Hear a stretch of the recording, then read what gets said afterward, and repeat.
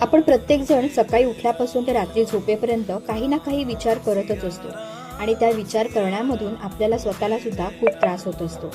तुम्ही रामायणात प्रभू श्री रामांच्या तोंडातून कधी असं ऐकलंयत का की सीता तू ती लक्ष्मण रेषा पार करायलाच नको हवी होतीस, किंवा सीता मातेला असं बोलताना कधी ऐकलेत का की मी ते सोन्याचं हरण कधी मागायलाच नाही पाहिजे होतं. कधी श्री रामचंद्रांनी कधीच कोणाला दोष दिलेला तुम्ही ऐकले का की सीता तू असं का केलंस, लक्ष्मणा तू असं का केलंस, माझ्या आईवडिलांनी वनवासात मला का पाठवलं नाही ना. तर ह्यातूनच आपल्याला काहीतरी शिकलं पाहिजे. जी गोष्ट भूतकाळात घडून गेली आहे किंवा घडली सुद्धा नाहीये, तिचा पुन्हा पुन्हा विचार करून दुसऱ्यांना दोष देऊन किंवा दुसऱ्यांना जबाबदार ठरवून आपला वर्तमान खराब करण्यामध्ये काय अर्थ आहे. त्यापेक्षा तुम्ही तुमच्या वर्तमानावर लक्ष दिलं, वर्तमानात असलेल्या अडचणी दूर करण्याचा प्रयत्न केला तर भविष्य खूप छान घडू शकेल.